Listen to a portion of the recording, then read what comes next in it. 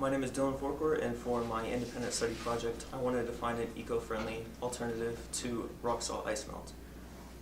This subject particularly interested me because I have dogs at home, and upon researching the harmful effects it had on not only your pets, children, and the environment, I knew that I wanted to find a safe substitution. People use rock salt ice melt because it is affordable, abundant, and efficient. However, it can burn your pet's paws, it can cause intestinal damages and kill plants. It gets down into the soil up through the tree roots, and it causes premature falling of leaves. Rainwater washes the harmful chemicals out of the leaves into nearby streams, and that kills aquatic life. These non-biodegradable substances are extremely corrosive and can discolor shoes, strip paint off of decks, and even crack concrete.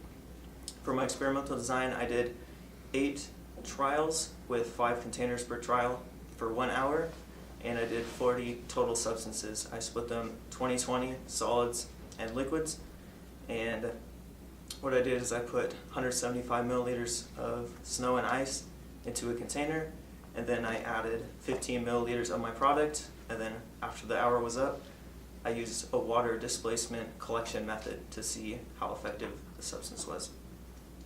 For my results, when I average the data out, we have our solids on top, liquids on bottom, and we have our averages over here. Liquids performed better than solids by quite a bit, and for example, acidic oils and thick syrupy liquids did the best. There was a temperature threshold for our DIY substances though, anywhere from around 30 degrees Fahrenheit down to 10, where your standard ice melt that you could buy from the store goes all the way down to negative 25 degrees below. So, an alternative to actually melting the ice is using something instead like sand or unused kitty litter to provide traction.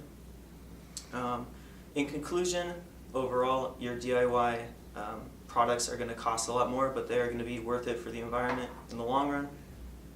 Everyday applications include using it around the house on small areas like the front steps that your dogs are coming in and out of throughout the day, and using it when the weather is nicer out, like I talked about with that threshold. When more extreme conditions are out, like let's say negative 25 degrees below, that happens sometimes here in Billings, you're definitely going to want to go with your more hardy rock salt. While it is not good for the environment, it's still going to get the job done. You want to use it sparingly, you want to layer it, you don't want to pile it all on at once. A little goes a long way, and you just want to be careful what you're putting out in the environment.